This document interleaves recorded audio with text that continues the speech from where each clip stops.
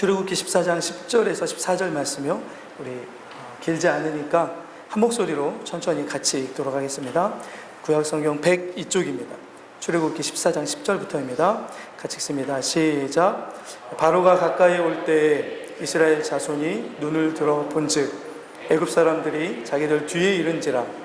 이스라엘 자손이 심히 두려워하여 여호와께 부르짖고 그들이 또 모세에게 이르되 애굽에 매장지가 없어서 당신이 우리를 이끌어내어 이 광야에서 죽게 하느냐. 어찌하여 당신이 우리를 애굽에서 이끌어내어 우리에게 이같이 하느냐. 우리가 애굽에서 당신에게 이른 말이 이것이 아니냐. 이르기를 우리를 내버려 두라. 우리가 애굽 사람을 섬길 것이라 하지 아니하더냐. 애굽 사람을 섬기는 것이 광야에서 죽는 것보다 낫겠노라. 모세가 백성에게 이르되 너희는 두려워하지 말고 가만히 서서 여호와께서 오늘 너희를 위하여 행하시는 구원을 보라. 너희가 오늘 본 애굽 사람을 영원히 다시 보지 아니하리라. 여호와께서 너희를 위하여 싸우시리니 너희는 가만히 있을지니라. 아멘. 아멘. 성경에서 나오는 수많은 하나님의 기적과 이적 중에 어쩌면 오늘 이 홍해 바다를 건너게 하시는 이적과 기적만큼 크고 이렇게 놀랍고 위대한 기적이 있을까 싶은 그런 놀라운 이적을 홍해 바다를 건너게 하시는 것을 통해서 하나님께서 이스라엘 백성들에게 보여주시고 경험하게 하셨습니다. 자, 그런데 바로 본론으로 들어가서요. 사실은 홍해 바다를 가르칠 필요가 없었던 주님이십니다. 왜냐하면 그 길로 안 가도 되었거든요. 굳이 홍해 바다를 갈라서 가는 길 아니어도 더 빠르고 더 편한 길이 있었습니다. 말씀해 보시면 우리 13장 뒷부분인데요. 13장 17절 말씀을 한번 볼까요? 하나님이 왜 다른 길을 선택하셨는지, 빠른 길이 있는데 그 이유를 이렇게 이야기합니다. 17절 보시면 바로가 백성을 보낸 후에 이렇게 쭉 보시고 하나님이 그 블레셋 사람들이 가는 지중해 연안의 빠른 길, 빨리 가면 보름 정도밖에 안 걸리는 길이 있었습니다. 그 길로 인도하지 않으신 이유가 뭐라고요? 세 번째 줄부터 한번 읽어볼까요? 이는부터 읽겠습니다. 시작. 이는 하나님이 말씀하시기를 이 백성이 전쟁을 하게 되면 마음을 돌이켜 애굽으로 돌아갈까 하셨습니다. 그쪽 길이 빠르긴 한데 그쪽 길은 군대가 너무 많이 배치되어 있었습니다. 그러니까 북쪽에서 이집트로 내려오는 가장 중요한 통로 길이었기 때문에 곳곳마다 이집트의 애굽의 군대들이 철통같이 방어하고 있는 곳이 그 빠른 길이었습니다. 근데 만약에 한 번도 전쟁을 경험해보지 못했던 이스라엘 백성들을 그쪽으로 인도한다면 이스라엘 백성들의 마음이 어떻게 될까봐 하나님이 걱정하셨다고요? 마음을 돌이킨다고요. 어디로 돌이킵니까? 다시 애굽으로 돌아가고자 할까봐. 그래서 오늘 18절을 보시면 하나님이 이렇게 행하십니다. 자, 그 다음 말씀 18절 보시면 같이 읽겠습니다. 시작. 그러므로 하나님이 홍해의 광야길로 돌려 백성을 인도하심에 이스라엘 자손이 애굽 땅에서 대열을 지어 나옵니다. 자, 그래서 홍해의 이 광야길로 하나님이 일부러 이쪽으로 돌려서 데려오신 거죠. 그런데 이제 우리가 이 홍해 바다를 건너가게 하시는 이 사건을 보면 막 이렇게 하나님이 인도하시는 길을 가다가 갑자기 앞에 홍해가 나타나고 홍해가 있는데 갑자기 뒤에서 이집트의 애굽의 군대들이 쫓아와서 막 정황이 없어가지고 막 갑자기 일어난 일로 생각할 수 있습니다. 그런데 홍해 바다를 건너게 하신 일은 하나님이 갑자기 구원하신 일의 역사가 아니었습니다. 이스라엘 백성들이 홍해 바다 앞까지 가는 것은 거기에 우연히 도착한 것이 아니었다는 것을 알 수 있는데요. 오늘 14장 저희가 읽었던 말씀 1절로 한번 가보겠습니다. 제가 한번 읽어보겠습니다. 위에 있으니까요. 여호와께서 모세에게 말씀하여 이르시되 이스라엘 자손에게 명령하여 돌이켜 바다와 믹돌 사이에 비하이롯 앞 곧 어디에 장막을 치게 하였다고요? 바알스본 맞은편 바닷가에 장막을 치게 하라고 하였습니다. 거기로 이렇게 지나가는 게 아니고 거기에 뭐 하라고요? 머물라고요. 거기에 머물라고요.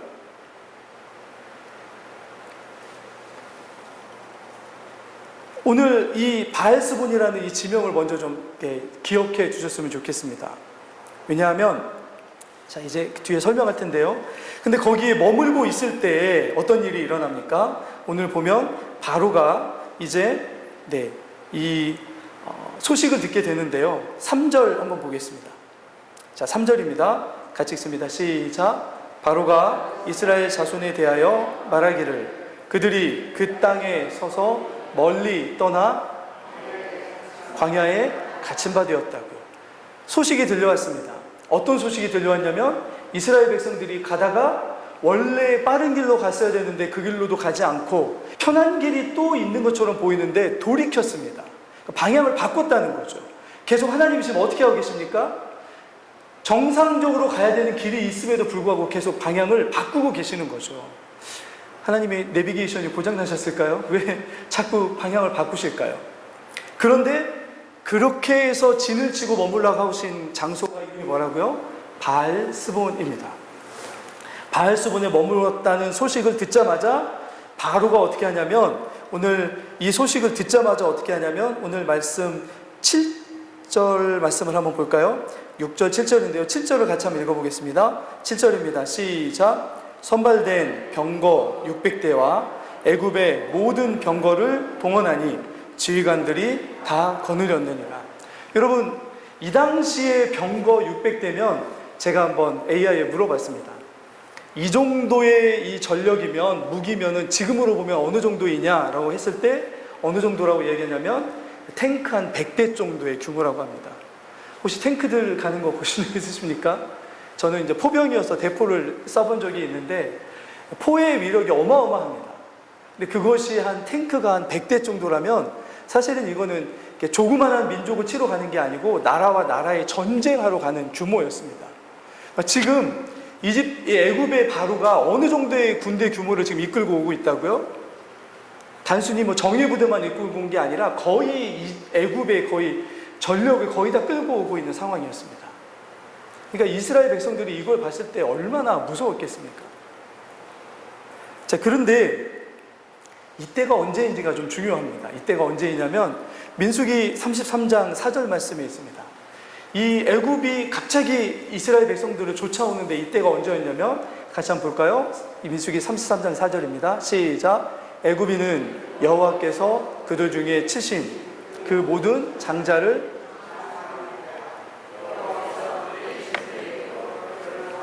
이때가 지금 뭐 해야 되는 때라고요? 하나님께서 장자를 죽이시는 재앙을 통해 가지고 지금 이집트 애굽에 있는 모든 첫 번째 난 것들이 다 죽었잖아요. 심지어는 왕의 아들도. 그러면 우리가 창세기 마지막에 50장이나 이런 데 보면 중요한 사람들이 이 애굽에서 죽었을 때는 어떻게 합니까? 뭘 만들죠? 미라를 만들죠.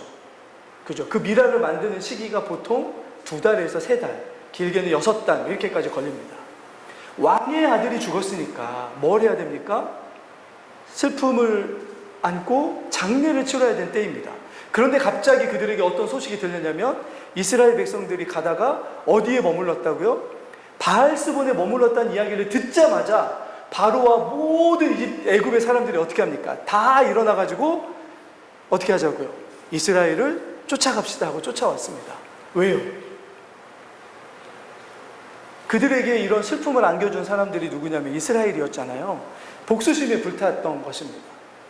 그런데 복수심만으로는 그렇게 할 수 없었고 복수심 더하기 어떤 마음이 있었냐면 그 수많은 이스라엘이라고 하는 노예들이 빠져나가 버리면 그 다음에 누가 일을 할까요? 그러니까 슬픔 때문에 정신을 못 차리고 있다가 갑자기 뭐가 떠오릅니까? 저자들이 떠나가면 이제 이 애굽에서는 누가 일을 하죠? 우리나라도 마찬가지죠. 우리나라에 들어와 계시는 만약에 외국인 노동자들이 순식간에 다 만약에 법이 바뀌어서 나간다고 하면 우리나라 경제가 휘청할 겁니다. 근데 지금 애굽도 그런 상황인 거죠.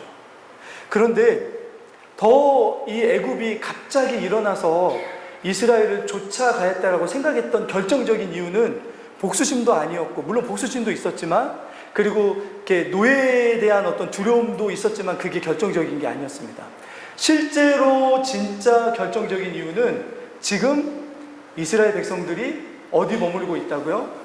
바알스본에 머물고 있다고요. 바알스본이 아니고 지도를 하나 찾아왔는데 한번 보여주실까요? 네, 저기 보시면 바알스본이라는 동그라미 친 지명이 보이십니까? 이스라엘이 저기 머물러 있는 게 아니고 저기 홍해바다 건너편에 지금 머물고 있습니다. 바알스본 맞은편에. 자, 그런데 이 당시에 바알스본은 어떤 곳이냐면 저곳에는 바알이라는 우상을 섬기는 신전이 있었습니다. 그리고 이 애굽 사람들은 저 바알스본이라는 곳을 뭘로 봤냐면 국경지대로 봤는데 저 바알이라고 하는 신이 가나안 땅에서 유입되어 온 바알이라는 신이 들어와서 이집트의 국경을 지켜주는 국경 수호신이 뭐라고 생각했냐면 바알스본이라고 지명지어진 저곳에 세워진 바알신이 자신들을 지켜준다고 생각했습니다. 그런데 이집트에서 나온 애굽에서 나온 이스라엘 백성들이 어디로 갔다고요? 정확하게 저 바알이 지켜준다고 국경을 지켜준다고 생각하는 그 바다 건너편에 정확하게 거기서 하필 진을 치고 있었던 거죠. 이 당시에 애굽의 바로와 애굽 사람들은 뭐라고 생각했냐면 야, 바알이 우리를 버리지 않았구나. 바알이 이 이스라엘 사람들의 발을 저기다 묶어뒀구나. 그래서 우리가 복수할 기회를 주는 거구나. 우리가 저들에게 가서 저들을 다시금 포획해올 기회를 바알이 주는 거구나 라고 생각할 수 있는 이유가 저 바알스본이라고 하는 지명 안에 담겨져 있었습니다. 그러니까 애굽의 국경을 지켜주는 이 바알이 저기에서 어떻게 하고 있다고요? 누구를 지금 막고 있는 거라고요? 이스라엘 백성들을 거기에서 막고 있는 거라고 생각을 했습니다. 그래서 어떻게 했습니까? 이도저도 따지지 않고 장래의 이런 절차도 다 따지지 않고 어떻게 합니까? 지금이 신이 주는 기회이다.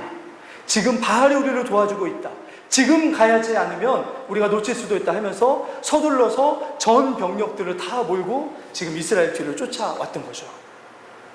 자, 그런데 여러분, 아까 앞에서 봤던 것처럼 바알스본 맞은편에 머물게 하신 분은 누구이십니까? 하나님이십니다.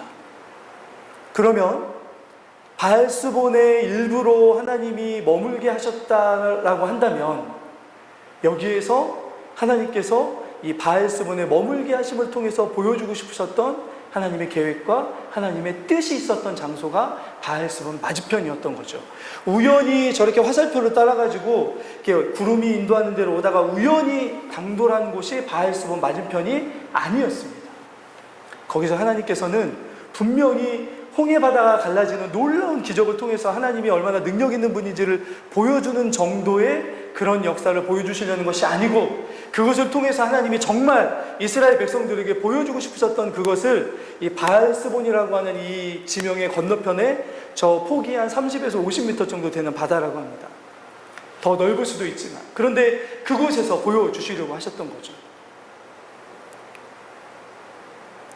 당시에 이 애굽의 국경을 지켜주는 이 바알신이 지키고 있는 그 곳 앞에 하나님께서는 이스라엘 백성들을 데려오시는데요. 자, 이제 오늘 어땠냐면 오늘 8절 말씀을 한번 볼까요? 자, 8절 말씀 참 읽어보겠습니다. 시작. 그가 이스라엘의 자손의 뒤를 따르니 이스라엘 자손이 담대히 나갔습니다. 처음에 바로가 뒤쫓아온다는 것을 몰랐을 때 이스라엘 백성들은 어떻게 나갔습니까?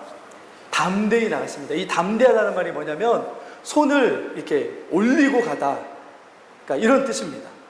그러니까 정말 이렇게 뭔가 자신 있게 간다 이런 것들입니다. 그렇죠? 이런 것들이 여기 표현되어 있습니다.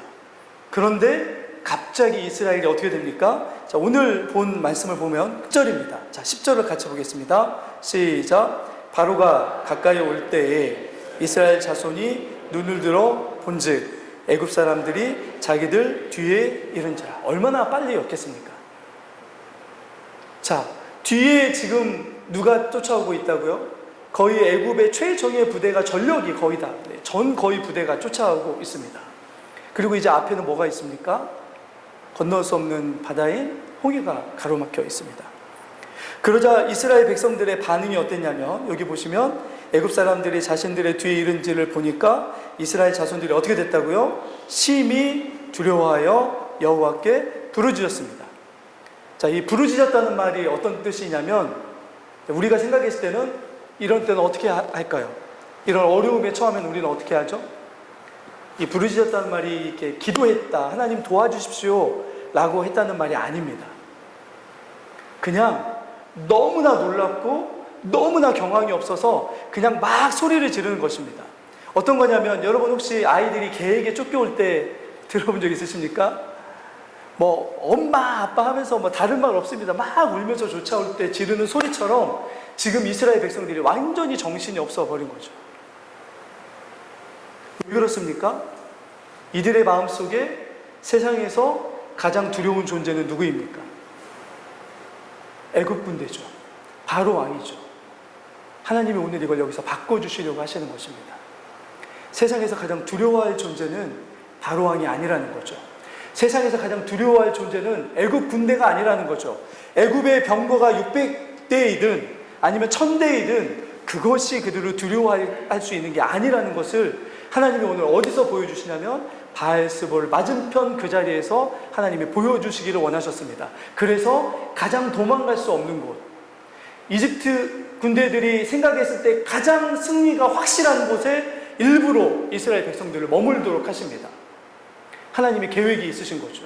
옛날에 우리가 잘 아는 영화의 대사처럼 너는 다 계획이 있구나 했던 그것처럼 하나님의 계획대로 움직이고 있습니다. 그런데 왜 지금 이스라엘 백성들이 두려워합니까? 자기들이 살아오면서 가장 두려워했던 존재가 쫓아오는데, 그런데 뭘 지금 볼 수가 없습니까? 하나님이 뭘 뜻하고 계시는지, 하나님이 뭘 계획하고 계시는지를 전혀 볼 수가 없습니다. 그러다 보니까 뭐만 가득합니까?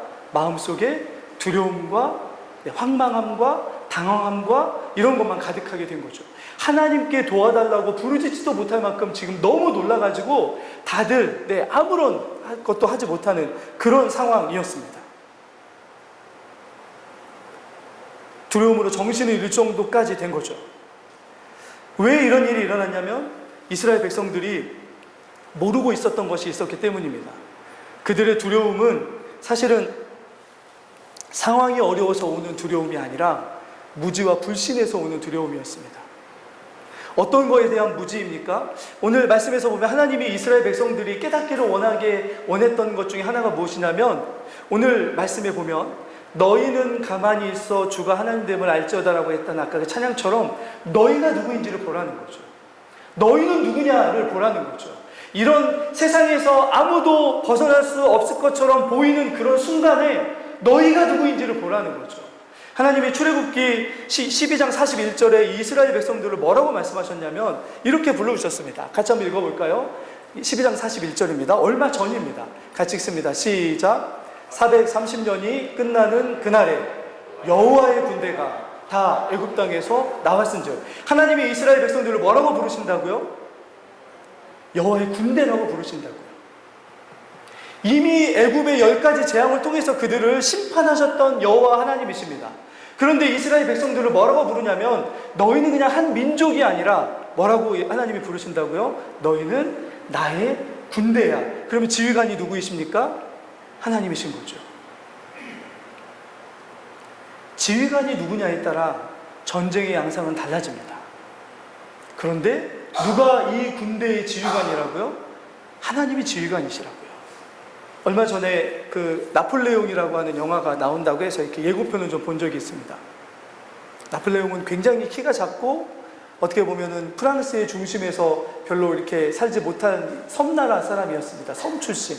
그러나 그의 뛰어난 전술을 통해서 영국을 무찌르고 그리고 주변의 나라들을 점령해가는 그런 어떤 전술과 전략이 굉장히 뛰어난 장군이었음을 영화를 통해서 보여주더라고요.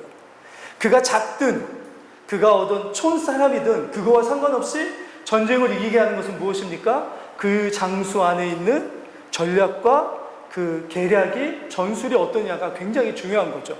오늘 하나님께서 이스라엘 백성들에게 그거 말씀하고 싶었던 겁니다. 너희가 누구인지를 먼저 좀 봐라. 너희는 이제 곧 홍해바다만을 가르는 그것만이 아니라 애굽에 이미 많은 심판을 행하셨던 그 하나님의 군대임을 먼저 보라는 거죠. 그것을 보지 못하니까 이스라엘 백성들은 애굽의 군대가 쫓아오니 어떻게 됐습니까? 나중에 여호수아서의 이런 표현으로 본다면 간담이 녹아버렸습니다. 그런데 하나님이 그들을 정신 차리게 만들어 주시는 게 홍해 바다를 갈라 주시는 거죠. 내가 너희에게 어떻게 함께하고 너희는 누구인지를 알아야 된다. 그걸 어디에서 알게 해주신다고요? 가장 벗어날 수 없는 상황에서, 누구도 구해줄 수 없는 그런 절박한 상황에서 하나님은 일부러 그곳에 이스라엘 백성들을 몰아넣으셨고, 그곳에서 하나님이 이스라엘 백성들에게 함께 하실 때 어떤 능력을 경험할 수 있는지를 경험하게 하십니다. 너희는 나의 군대이다. 자기가 누구인지를 다시 한번 이곳에서 깨닫기를 원하시는 거죠.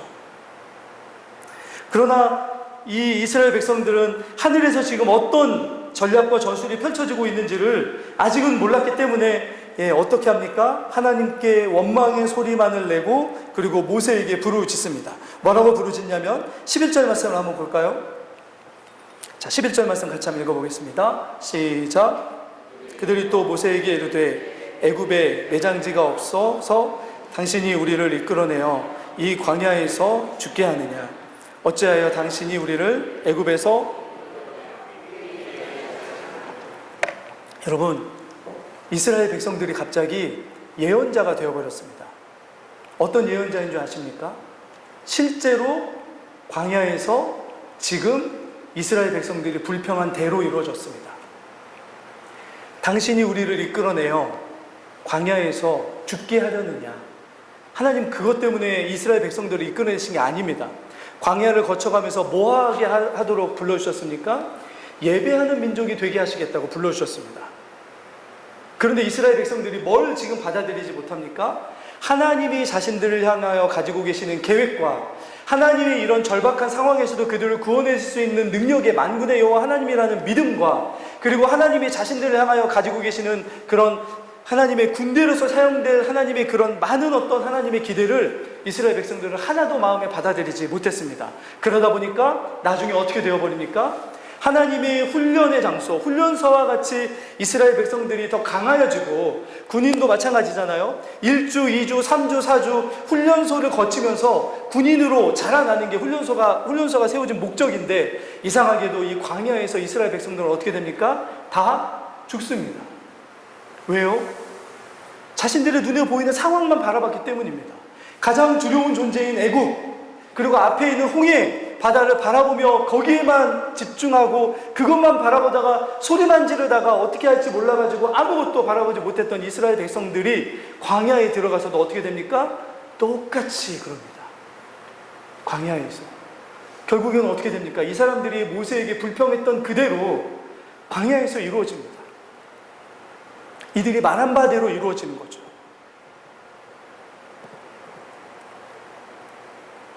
하나님은 그런데 이 모세를 통해서 이 백성들에게 뭐라고 말씀하시냐면, 아까 우리가 읽었던 13절 한번 볼까요? 13절입니다. 같이 읽습니다. 시작. 모세가 백성에게 이르되 너희는 두려워하지 말고 가만히 서서 여호와께서 오늘 너희를 위하여 행하시는 구원을 보라. 너희가 오늘 본 애굽 사람을 영원히 다시 보지 아니하리라. 오늘 말씀에 보면 너희는 두려워하지 말고 뭐 하라고요? 가만히 있으라는 말은 사실은 아무것도 하지 말고 그냥 이렇게 바라보라는 뜻이 아닙니다. 이 원래의 뜻은 뭐가 강조되어 있냐면 불평하지 마라. 지금 너희들이 부르짖는 게 이 상황에 내가 보기에는 어울리지 않는다. 지금 너희가 지르는 소리들, 너희가 지금 뱉어내는 불평들, 너희가 지금 쏟아내는 이런 악담들, 너희가 쏟아내는 이 하나님께 대한 이런 원망의 소리가 이 상황에 어울리지 않아. 그러니 뭐 하라고요? 입 닫으라고요.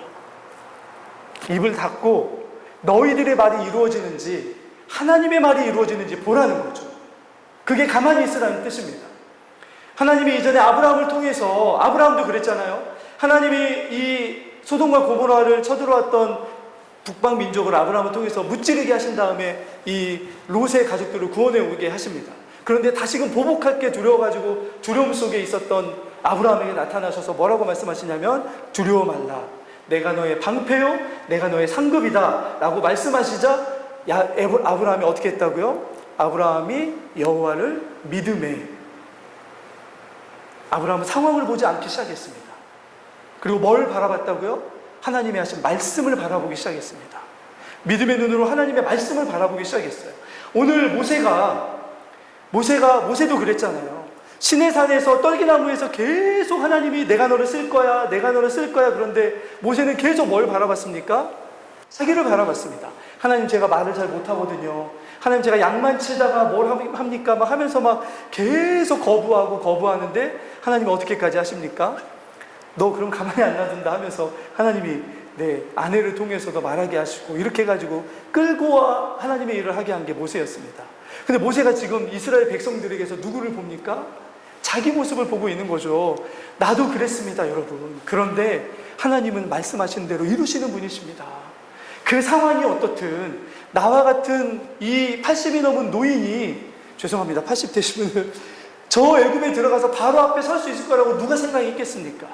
누가 내 말을 들어서 이게 출애굽하게 하실 거라고 누가 생각이나 했겠습니까? 여러분, 우리의 말을 잠시 멈추고 하나님의 말씀이 어떻게 이루어지는지를 봅시다. 이게 모세가 이야기하는 모세의 마음의 진정이었던 거죠. 하나님이 그걸 보기를 원하셨습니다. 그리고 하나님의 말씀이 이루어지는 것은 뭐가 일어난다고요? 구원이 일어난다고요. 뒤에 쫓아오는 애굽의 군대가 몇 만인지 상관없이, 앞에 있는 이 홍해 바다가 얼마나 깊고 얼마나 폭이 넓은지에 상관없이 여호와의 말씀이 그것들을 이루어 주실 거라고요. 오히려 더 하나님의 능력이 크게 나타날 수 있는 그런 일이 여기에서 일어났을 것입니다. 자, 그래서 오늘 말씀을 보시면, 자, 21절 말씀을 한번 가볼까요? 14장 21절입니다. 하나님이 어떻게 일하시는지 한번 볼까요? 21절입니다. 같이 읽습니다. 시작. 모세가 바다 위로 바닷물을 물러가게 하시니 물이 갈라져 바다가 마른 땅이 된지라. 여러분, 모세가 뭐 했죠? 모세가 철야기도 했습니까? 모세가 금식했습니까? 그렇지 않았습니다. 모세가 한 것은 뭐였죠? 하나님의 손 들라고 하니까 손을 들었습니다. 그런데 어떤 일이 일어나냐면, 지팡이를 잡고 손을 내미니까 갑자기 생각지도 못한 일들이 착착착착착 이루어져 가기 시작했습니다.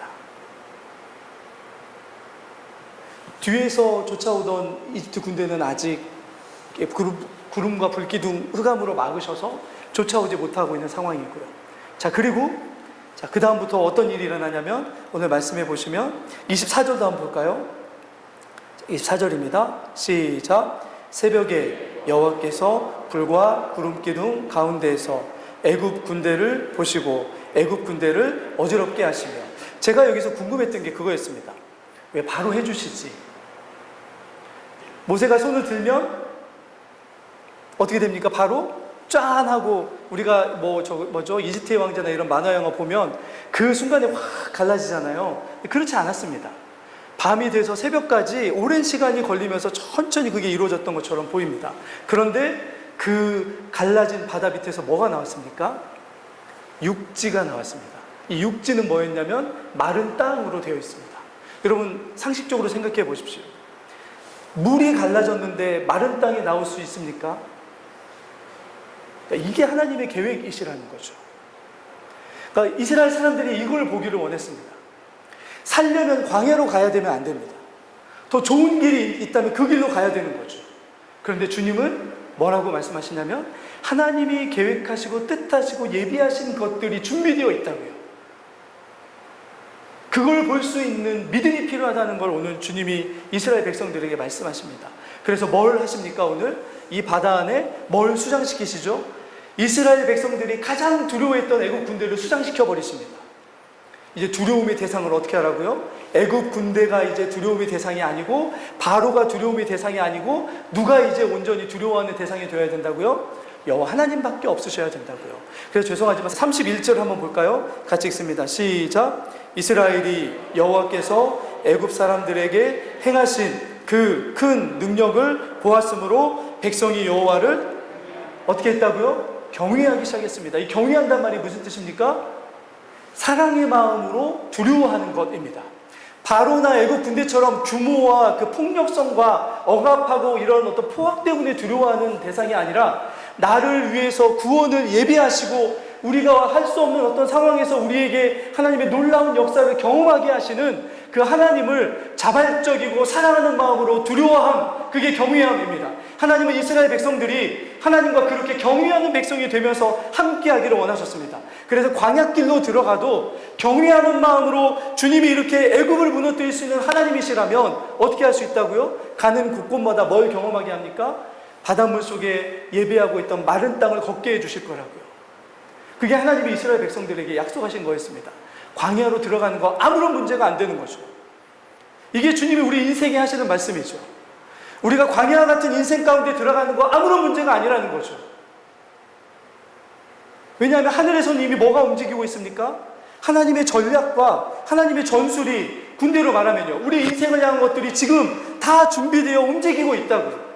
천체가 움직이는 절묘함과 오묘함을 우리가 이야기하지만 우리 인생을 향하여 가지신 것들을 우리가 다 깨닫지 못하기 때문에 어쩌면 때때로 우리는 이스라엘 백성들처럼 뒤에서 오는 애국 군대를 보면서 두려워합니다. 앞에 있는 홍해바다를 보고 두려워하는 거죠. 그런데 오늘 하나님이 오늘 어떻게 해주시냐면, 다시 한번 14장으로 보시면 21절입니다. 마지막으로 21절 읽겠습니다. 시작.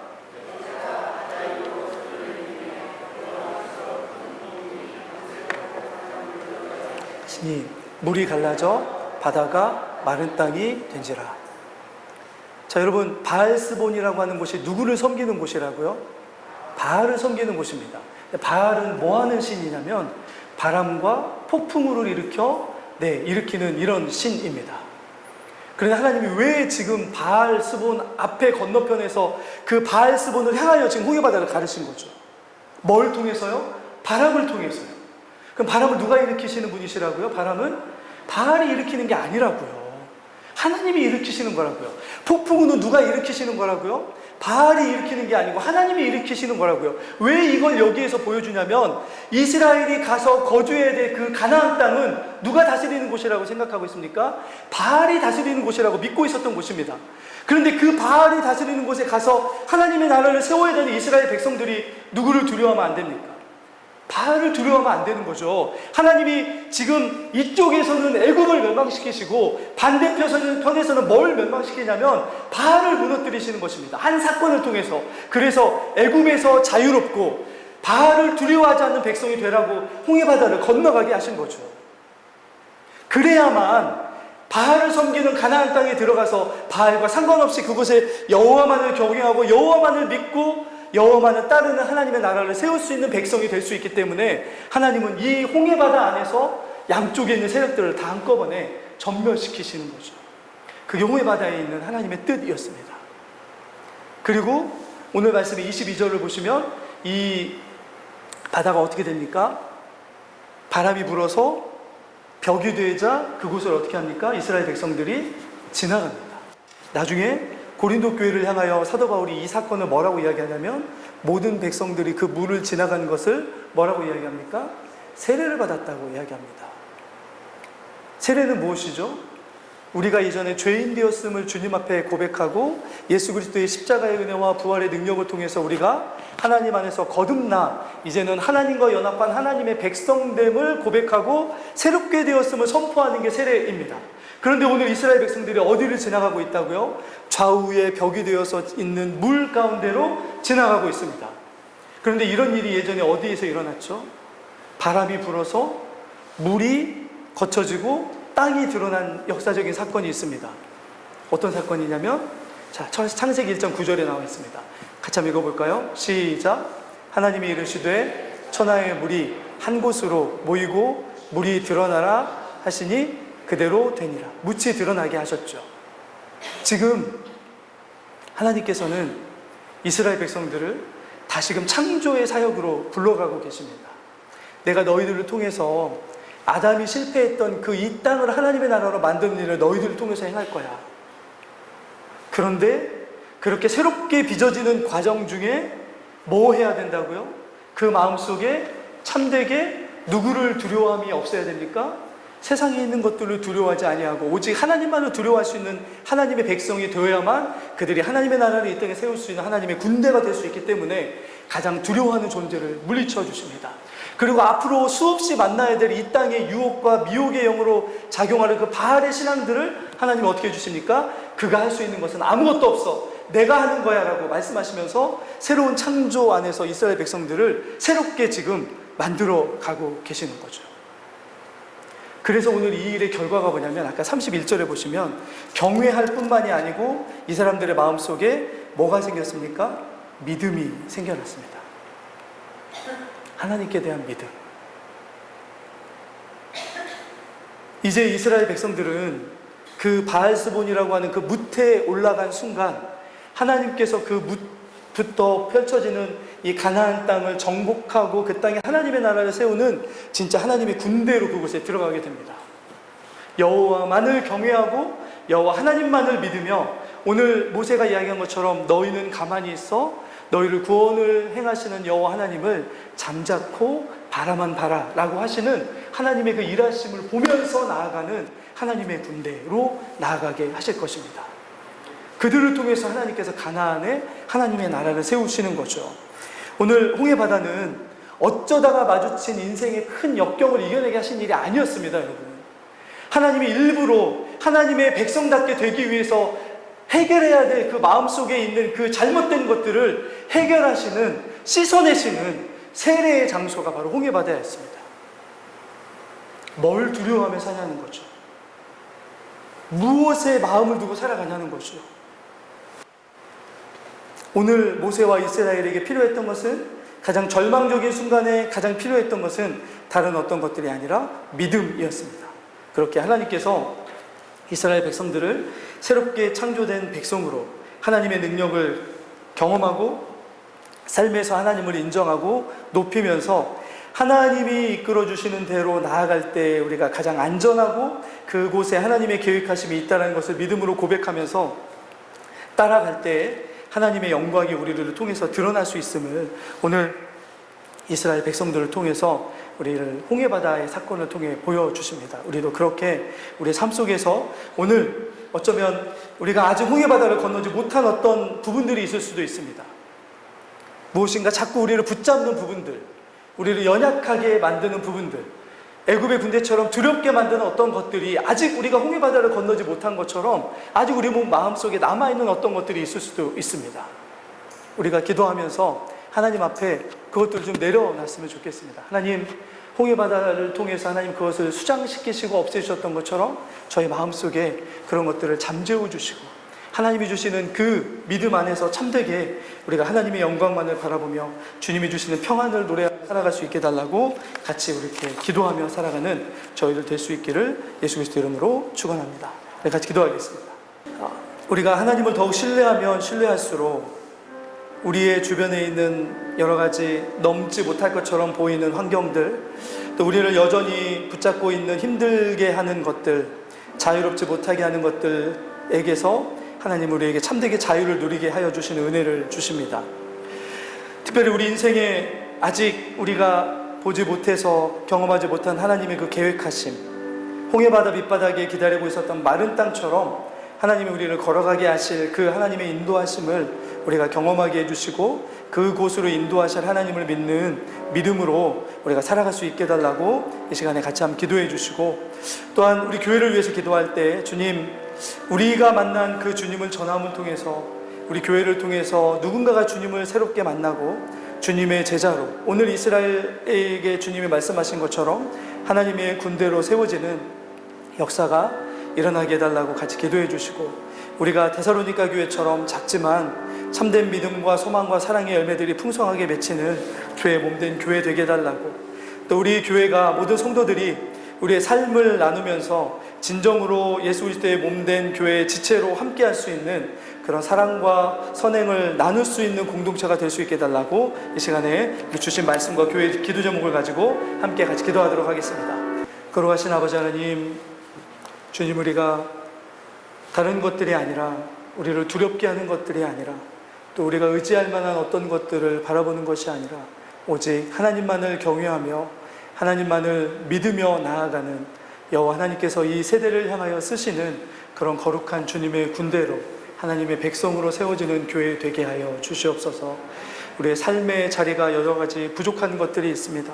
때때로 우리의 믿음의 자금 때문에, 하나님 때때로 우리의 여러 가지 무지함 때문에, 때때로 우리의 연약함 때문에 하나님, 주님 나라와 주님의 영광과 능력이 우리의 삶에 나타나지 않을 때 우리를 긍휼히 여겨주시고, 하나님 우리의 상한 마음을 고치시고, 꺼져가는 심지어 같은 펄럭거리는 믿음을 주님께서 다시금 되살려 주셔서, 하나님 우리가 정말로 주님을 뜨겁게 사랑하며, 주님을 하나님, 우리 하나님의 믿음의 본이 되었던 데살로니가 교회처럼, 또 하나님 계시록의 두 교회, 서문학교회와 빌라델비아 교회처럼 작고 연약하지만 충성되고 신실하게 하나님을 섬기는 주님 나라의 일꾼들 될 수 있도록 인도하시고 역사하여 주시옵소서.